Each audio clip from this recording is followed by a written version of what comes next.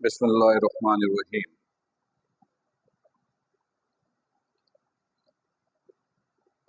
आज की क्लास में इंशाअल्लाह हम लोग यूनिट नंबर 50 का एक और टॉपिक डिस्कस करेंगे।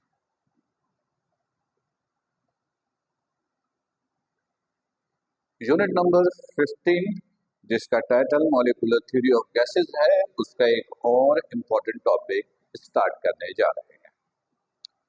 आज हम लोग जिस टॉपिक को डिस्कस करेंगे उसका टाइटल है गैसेस लॉस। Gases loss. पिछली क्लास में, लास्ट क्लास में हम लोगों ने molecular kinetic molecular theory of gases, kinetic theory of gases, उसके कुछ पोस्टुलेट जो है वो डिस्कस किए थे। आज उन्हीं के बेसिस पर इंशाल्लाह हम लोग गैसेस लॉस को स्टडी करना शुरू करेंगे।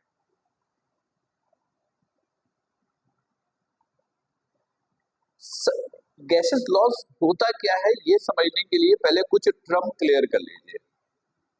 जैसे पहला टर्म है वॉल्यूम।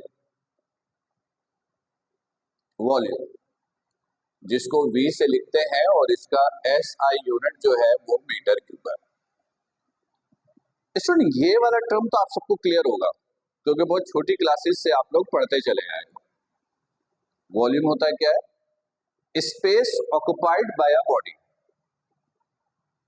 हर वो बॉडी जो स्पेस ऑक्युपाई करे वो उसका वॉल्यूम है।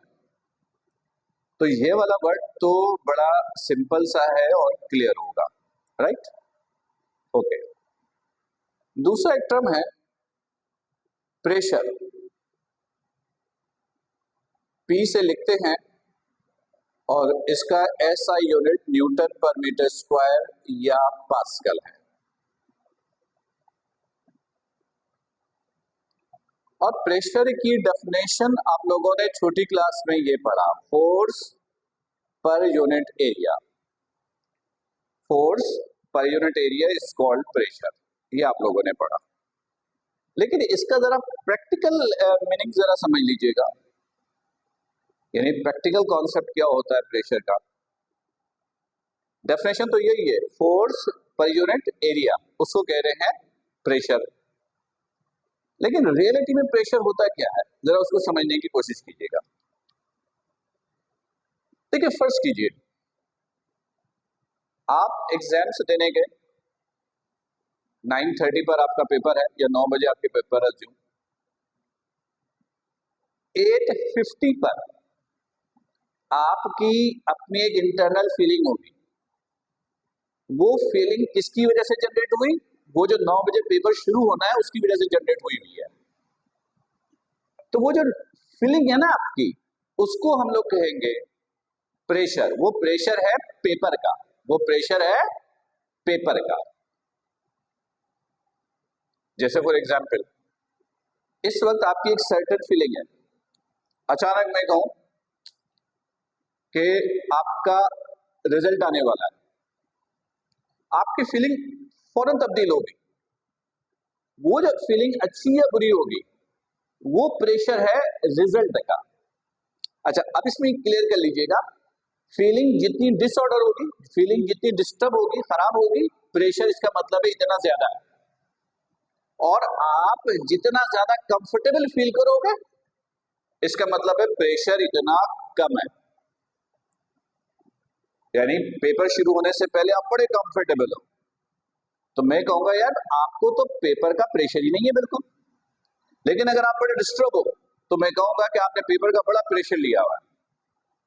तो मेरा ख्याल है कि ये जो वर्ड है प्रेशर, इसकी मीनिंग भी आपको क्लियर हो गई होगी। ठीक, ओके। अगला वर्ड टेम्परेचर, ये तो हम लोगों ने पहले डिस्कस कर लिया। कैपिटल T से लिखते हैं, SI यूनिट केल्विन है, डिग्री ऑफ हॉटनेस और कोल्डनेस। एक है quantity of gas. Quantity of gas N से लिखते हैं, यूनिट इस्तेमाल करते हैं मोल, केजी में भी ले सकते हैं। ग्राम में भी ले सकते हैं, मोल में भी ले सकते हैं। मोल भी गैस की क्वांटिटी मेजर करने का एक यूनिट है। अब सुनिए गौर से,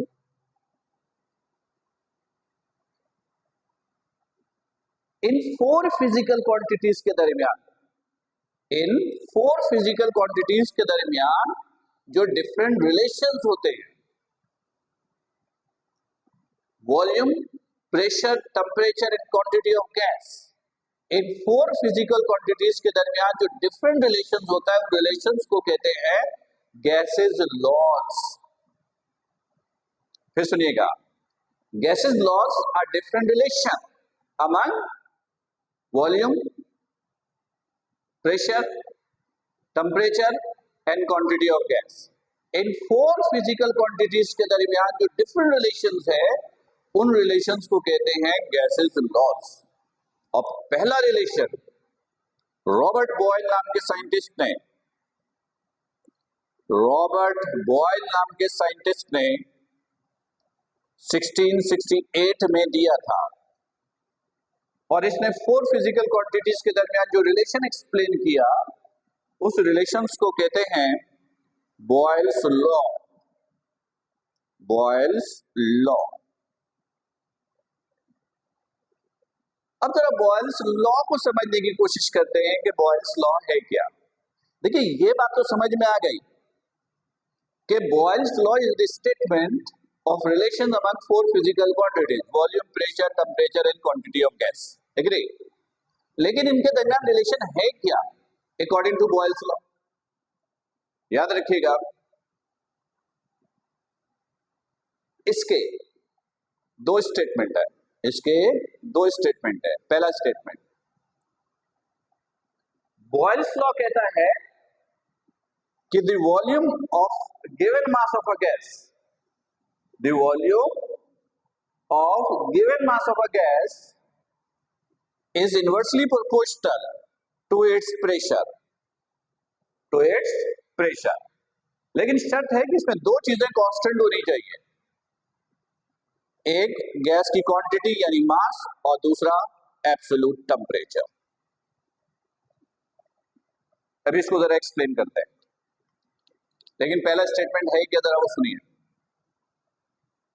पहला स्टेटमेंट ये है, the volume of given mass, the volume of given mass, मतलब मास आप चेंज नहीं कीजिएगा, जो मास दे दिया गया है उसी के लिए रिलेशन एक्सप्लेन हो रहा है।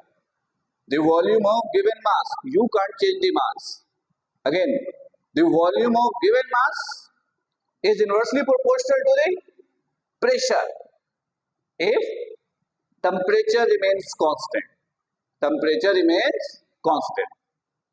मास को इनडायरेक्टली कांस्टेंट कहा गया है, जिसके लिए वर्ड हम इस्तेमाल करते हैं the volume of given mass of a gas.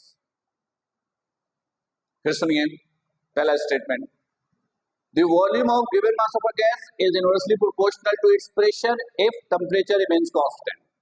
Mass indirectly constant है, जिसके लिए वर्ड हमने इस्तेमाल किया the volume of given mass, मतलब mass can not be increase और डिक्रीज। एग्री? अच्छा, अब इसको जरा प्रैक्टिकली नॉर्मल लाइफ में इसको यूज करके देखें।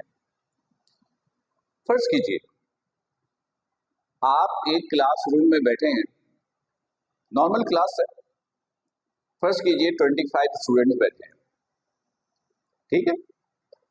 कितना स्पेस ऑक्यूपाई हुआ होगा, इमेजिन कीजिए, वो वॉल्यूम होगा।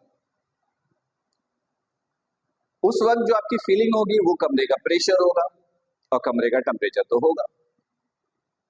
और स्टूडेंट्स को अगर गैस के मॉलिक्यूल कंसीडर कर लें तो स्टूडेंट का मास गैस की क्वांटिटी यानी गैस का मास। सही है?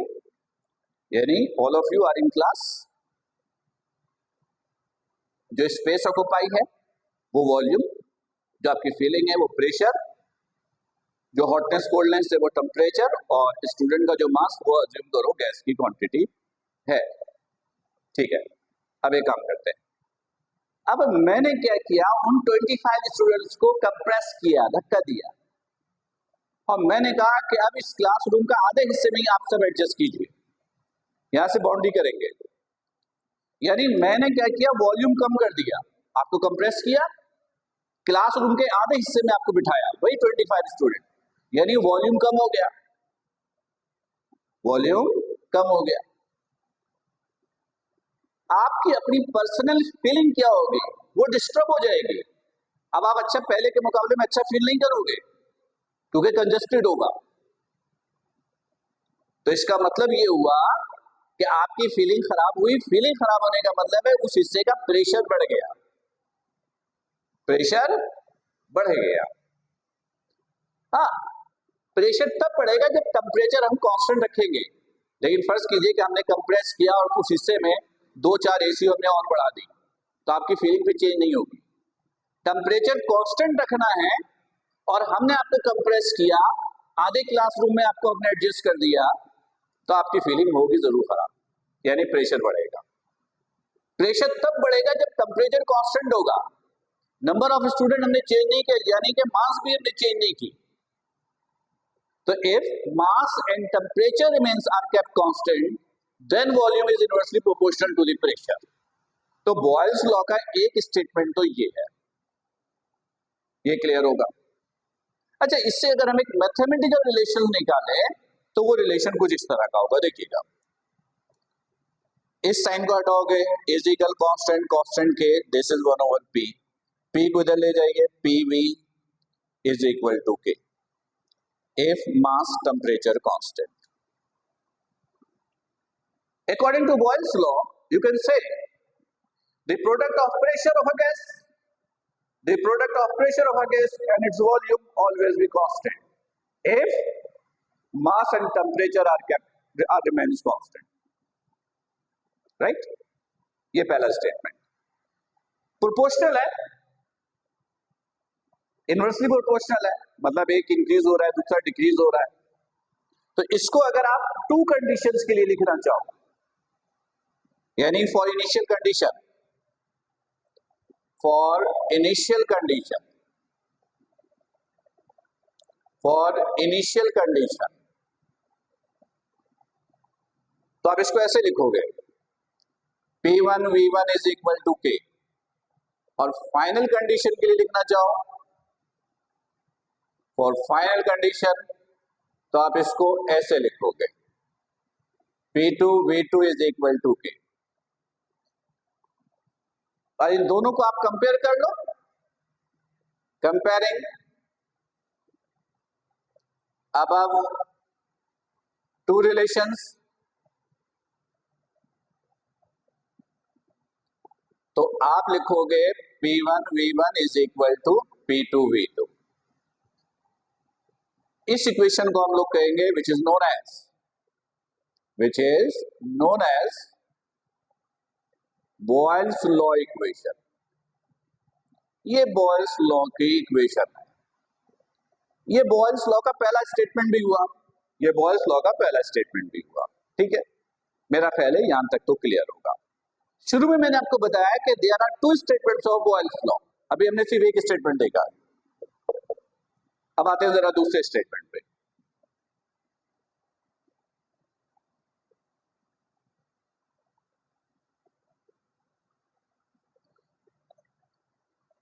देखिए दूसरा स्टेटमेंट क्या कहता है। अच्छा, यहां पर एक पॉइंट पहले मैं क्लियर करूं। बॉयल्स लॉ का जो पहला स्टेटमेंट था उसमें कहा जा रहा था the volume of given mass of a gas, volume is inversely proportional to pressure if temperature remains constant. एक क्वेश्चन अराइज होता है ना, जहन पे आना चाहिए, why we are not saying directly कि volume is inversely proportional to the pressure if mass and temperature remains constant. हम इनडायरेक्टली मास को कांस्टेंट क्यों बना रहे हैं?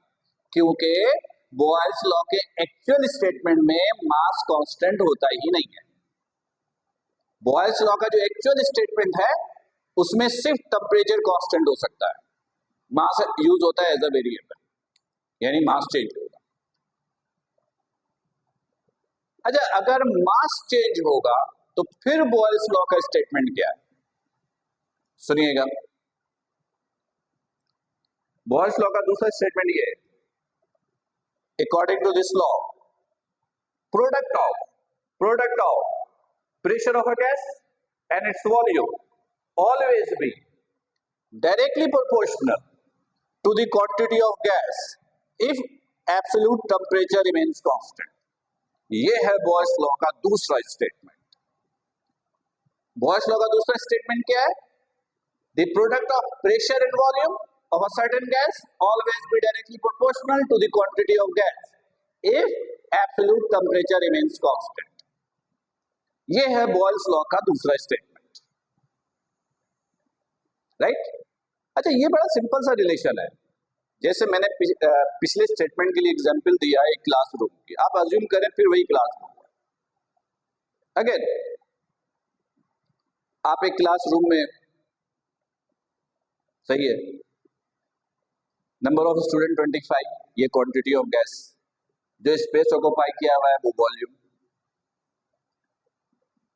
जो फीलिंग है वो प्रेशर, और टेम्परेचर कुछ ना कुछ तो होगा. अब एक काम करते हैं, उसी क्लास में बाहर से हमने 25 स्टूडेंट्स और बुलाए और हमने कहा इसी रूम में बैठ जाइए. मतलब हमने गैस की क्वांटिटी बढ़ा दी. हमने गैस की क्वांटिटी बढ़ा दी. पहले 25 स्टूडेंट थे, अब 50,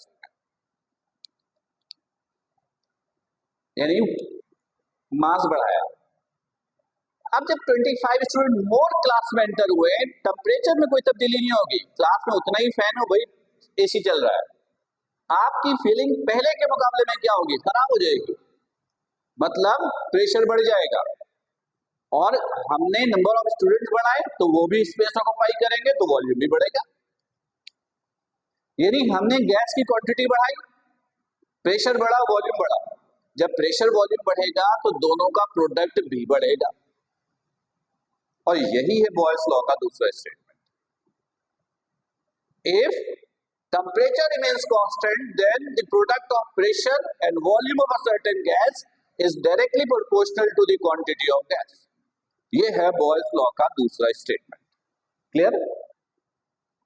फिर भी कंफ्यूजन हो तो थोड़ा सा रिवर्स करके देखो, और फिर भी कंफ्यूजन में बाकी रहे तो ऑब्वियसली लाइव सेशन में आप डिस्कस कीजिएगा. अच्छा, अब इस साइन को अगर हम रिप्लेस करें तो इज इक्वल कांस्टेंट के, this is m, m divide इधर आके multiply, pv over m is equal to k. इसको इनिशियल कंडीशन के लिए लिखो. For initial condition,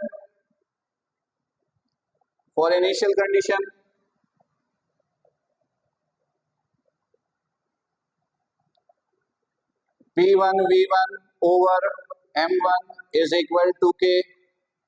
final condition के लिए लिखिए, for final condition P2 V2 over M2 is equal to K. दोनों को कंपेयर किया तो रिजल्ट ये आया, P1 V1 over M1 is equal to P2 V2 over M2. ये बॉयल्स लॉ की एक और इक्वेशन आ गई, राइट? अच्छा, अब स्टूडेंट एक बात अच्छी तरीके से मेरी क्लियर रखिएगा. अगर बॉयल्स लॉ का न्यूमेरिकल पेपर में आए, अभी तो बुक ही नहीं आई, नई स्कीम आएगी तो देखते हैं कि उसमें क्या तब्दीली है. लेकिन कुछ भी हो, बोर्ड पेपर में अगर इस टॉपिक का न्यूमेरिकल आता है बॉयल्स लॉ का, तो बस दो ही फॉर्मूले याद रखिएगा. 80% चांस है कि फॉर्मूला ये यूज होगा, P1 V1 over M1 is equal to P2 V2 over M2. इसके अलावा कोई और यूज नहीं होगा. ठीक है, नंबर 1. नंबर 2, अगर ये यूज नहीं होगा तो जो हमने प्रीवियस इक्वेशंस पढ़ी वो यूज होगा, P2 V2. यानी ये दो फॉर्मूले न्यूमेरिकल के लिए अच्छी तरह याद रखेंगे. क्लियर? ओके. अब आते हैं जरा बॉयल्स लॉ के ग्राफ की तरफ. मैंने कहा बॉयल्स लॉ का ग्राफ बनाइए V और P के दरमियान, वॉल्यूम और प्रेशर के दरमियान. सही है?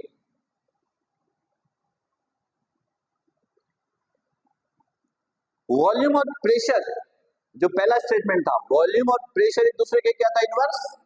और याद रखिएगा कि जब दो चीजें एक दूसरे के इनवर्स होती हैं तो उनका ग्राफ एक स्फेरिकल कर्व होता है, एक स्फेरिकल कर्व। ये फर्स्ट ईयर फिजिक्स में भी आपको पढ़ाया गया था। तो V और P एक दूसरे के इनवर्स है, तो ये इसका ग्राफ होगा, ये स्फेरिकल कर्व, राइट। इसकी इक्वेशन आप कह सकते हो PV is equal to K, ये बॉयल्स लॉ ही है, ये इस कर्व की इक्वेशन है, राइट। क्लियर है? तो मेरा ख्याल है कि बॉयल्स लॉ का कॉन्सेप्ट जो है वो क्लियर हो गया होगा। फिर भी अगर कंफ्यूजन हो तो पूरा लेक्चर को रिपीट कीजिए, फिर देखिए, और फिर भी कंफ्यूजन हो तो कॉपी पर पॉइंट टू पॉइंट नोट कर लीजिए, ताकि जब लाइव सेशन हो तो आप मुझसे वो डिस्कस करें, राइट। चले, ये तो बात हुई बॉयल्स लॉ की। एक और लॉ की बात करते हैं।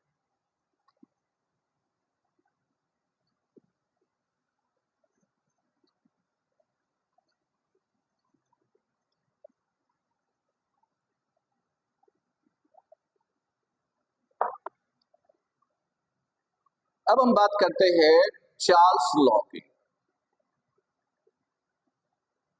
चार्ल्स लॉ,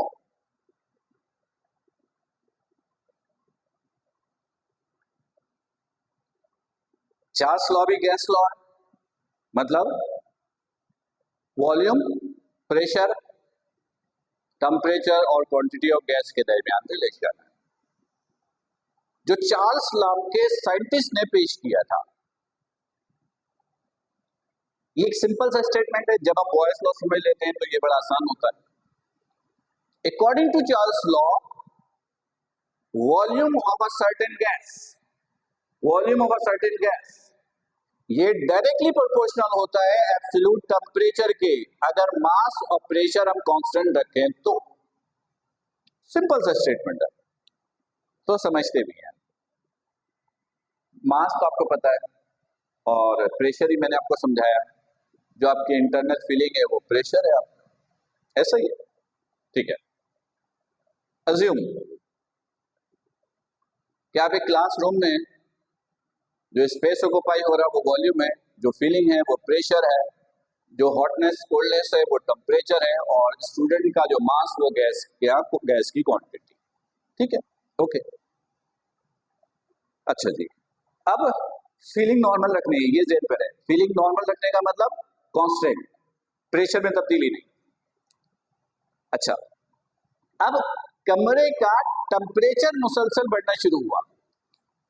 पहले एसी में बैठे थे, 20 डिग्री सेल्सियस था, बड़े मजे से बैठे थे।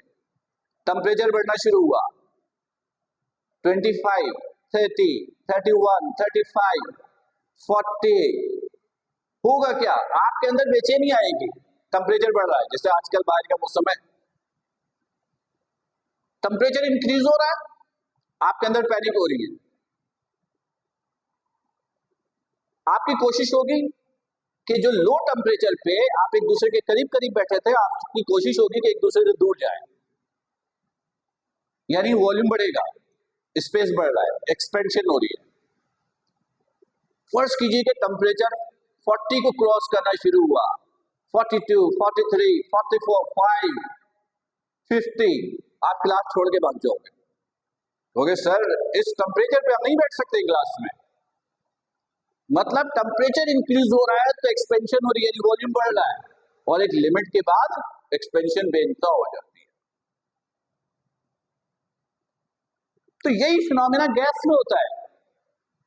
गैस के मॉलिक्यूलों का वॉल्यूम एब्सोल्यूट टेम्परेचर के डायरेक्टली प्रोपोर्शनल, मास और प्रेशर कांस्टेंट, राइट। आसान सा स्टेटमेंट है, समझ में आ गया होगा। चार्ल्स लॉ का एक ही स्टेटमेंट आपको पढ़ना होता है, वैसे इसके भी स्टेटमेंट दो है, लेकिन सिलेबस में इसका एक ही स्टेटमेंट है। इसको रिप्लेस किया, इजिकल कांस्टेंट के, दिस इज टी, टी को इधर लेकर आए, V over T is equal to K. According to Charles' law, you can say the ratio between, division means ratio, the ratio between volume of a certain gas and its absolute temperature always be constant if mass pressure remains unchanged. Initial condition के लिए इसको लिखिए. For initial condition के लिए आप इसको ऐसे लिखोगे, V1 over T1 is equal to K. For final condition इसको ऐसे लिखोगे,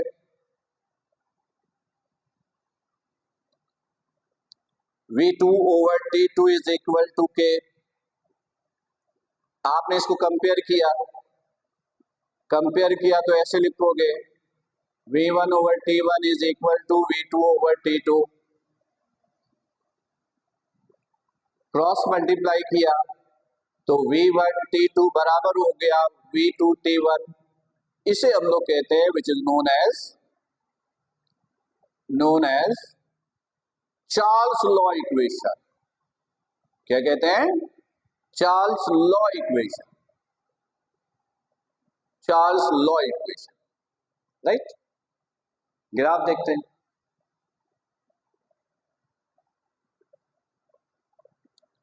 यहां पर हम ग्राफ बनाएंगे टेम्परेचर और वॉल्यूम के दरमियान. जब आप ग्राफ बनाते हो ना टू फिजिकल क्वांटिटीज के दरमियान, फर्स्ट ईयर चैप्टर 1 में आपको बताया गया कि जो इंडिपेंडेंट होता है जिसको आप अपनी मर्जी से चेंज कर सकते हो उसको एक्स एक्सिस पे रखते हो, और जो डिपेंडेंट होता है उसको आप वाई पे रखते हो. तो यहाँ टेम्परेचर हम अपनी मर्जी से चेंज कर सकते हैं, वॉल्यूम उसके हिसाब से चेंज होगा. अच्छा देखिएगा, V और T डायरेक्टली प्रोपोर्शनल है. डायरेक्टली प्रोपोर्शनल है तो ग्राफ कैसा होगा? Straight line. कैसा होगा? Straight line. देखिए एक स्ट्रेट लाइन ये है, एक स्ट्रेट लाइन ये है, एक स्ट्रेट लाइन ये है. 1 2 3. इन तीन में से ग्राफ सिर्फ एक ही सही है. अब देखिए कौन सा. ये गलत है, नंबर टू गलत है. रीजन, कहां से पास हो रहा है? ओरिजिन से. ओरिजिन पर हर टर्म, हर फिजिकल क्वांटिटी की वैल्यू क्या होती है? 0. यानी यहां पर वॉल्यूम भी 0, टेम्परेचर भी 0. ये ग्राफ बता रहा है कि 0 केल्विन पर, 0 डिग्री सेल्सियस पर वॉल्यूम क्या हो जाएगा? 0. 0 डिग्री सेल्सियस पे सब्सटेंस का वॉल्यूम क्या होगा? 0. लेकिन प्रैक्टिकली ऐसा तो नहीं होता. फ्रिज का टेम्परेचर नॉर्मली हर वक्त 0 डिग्री सेल्सियस रहता है, लेकिन उसके अंदर की चीजें वेनिश तो नहीं होती, गायब तो नहीं होती, वो तो प्रेजेंट मौजूद रहती हैं, मतलब वॉल्यूम होता है. तो 0 डिग्री सेल्सियस पर वॉल्यूम नेवर बी 0. इसलिए ये ग्राफ गलत. ये भी गलत. रीजन, ये एक्स एक्सिस को इंटरसेक्ट कर रहा है. एक्स एक्सिस पर y 0 होता है, y एक्सिस पर x 0 होता है. ये x एक्सिस है, y 0, y पे क्या? वॉल्यूम. ये कह रहा है कि यहाँ पे वॉल्यूम 0 है. ये सर्टेन टेम्परेचर है, ये कह रहा है सर्टेन टेम्परेचर पे वॉल्यूम 0.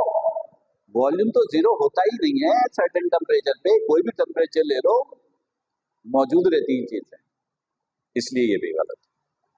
तो ये गलत, ये ग्राफ गलत, ये ग्राफ गलत, ये सही.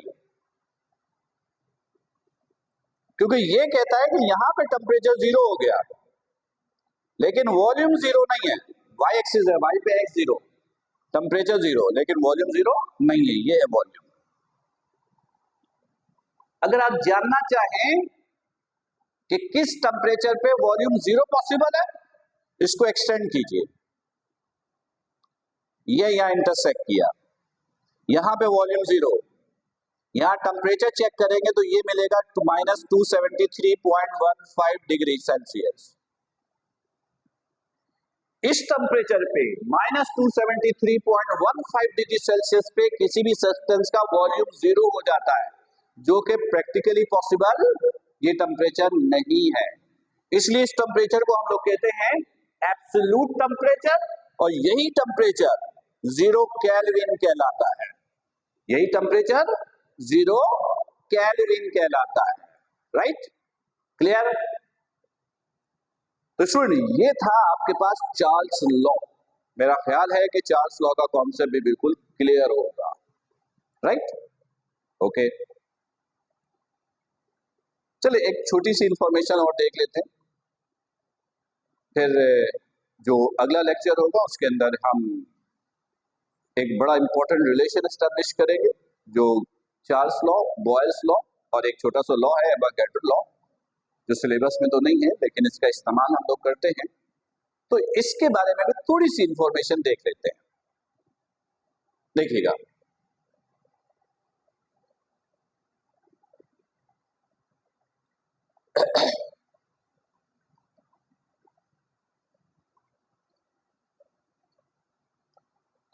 देखिए एवोगैड्रो लॉ क्या कहलाता है, एवोगैड्रोस लॉ क्या कहता है, बस इसका सिंपल रिलेशन याद रखिएगा। Volume of a certain gas always be directly proportional to the quantity of gas, means number of moles. Number of mole भी गैस की क्वांटिटी को रिप्रेजेंट करता है। Volume of a certain gas always be directly proportional to the quantity of gas if pressure and temperature remains unchange. ये है आपके पास Avogadro's law, right? तो स्टूडेंट ये था आज का लेक्चर, जिसमें हम लोगों ने गैसेस लॉज में बॉयल्स लॉ, चार्ल्स लॉ को डिस्कस किया, एवोगैड्रो लॉ को जस्ट एक इंफॉर्मेशन दी, ताकि अगले टॉपिक में इन चीजों का इस्तेमाल हम बड़ी अच्छी तरीके से कर सके। अगर आपको कहीं पर कंफ्यूजन है तो लेक्चर्स को पूरा रिवाइज करके देखिए, और फिर भी कंफ्यूजन क्लियर ना हो तो अपने कंफ्यूजन्स को कॉपी पर पॉइंट टू पॉइंट नोट कर लीजिए। जब जूम पर हमारी लाइव सेशंस होगी तो हम उसको फिर डिस्कस करेंगे, राइट? तब तक अपना बड़ा ख्याल रखिएगा। अस्सलाम वालेकुम।